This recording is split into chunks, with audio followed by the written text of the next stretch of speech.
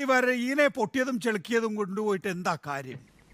ഓ ഏമാനായിരുന്നോ? സ്ഥലമുണ്ട്, ഞാൻ അറിഞ്ഞില്ല. നേതാക്കളെയും കുറിച്ച് പറയുന്ന സമയത്ത് അവരെ അധിക്ഷേപിക്കുന്ന രീതിയിലേക്ക് ആ ഭാഷ മാറുന്നത് ശരിയല്ല. ഓരോ രാഷ്ട്രീയ നേതാക്കൾക്കും അവരുടേതായിട്ടുള്ള ഒരു ടെറൈൻ ഉണ്ടായിരിക്കും, അവരുടേതായിട്ടുള്ള സ്വാധീന ശക്തി ഉണ്ടായിരിക്കും, അവരുടേതായിട്ടുള്ള പ്രവർത്തന പാരമ്പര്യവും പരിചയവും ഉണ്ടായിരിക്കും.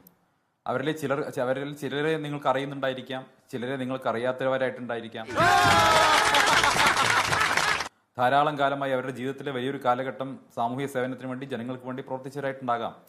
അപ്പൊ അവരുടെ പ്രവർത്തന പാരമ്പര്യത്തെ കുറിച്ച് കൃത്യമായ പാരമ്പര്യമൊന്നുമല്ല. ഇലക്ഷനിൽ തോറ്റ് നിൽക്കുന്ന കുറെ ആളുകള്, സ്ഥാനങ്ങൾ കിട്ടാത്ത കുറെ ആളുകൾക്ക് അപ്പുറത്തേക്ക് BJP കൃത്യമായ രീതിയിൽ ആശയാടിത്തറയുള്ള ഒരാളെ കൊണ്ടുപോയിട്ടുണ്ടെങ്കിൽ ഞാനത് അംഗീകരിക്കാം. സന്ദീപ് വാര്യർ ചൂണ്ടിക്കാണിച്ചു തന്നാൽ മതി.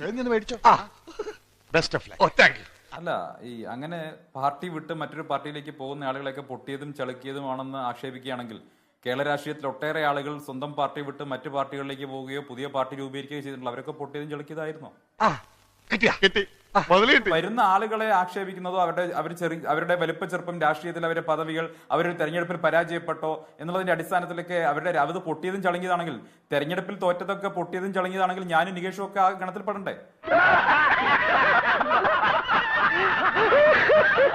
ഞാനും നികേഷും തെരഞ്ഞെടുപ്പ് തോറ്റ ആളുകളല്ലേ?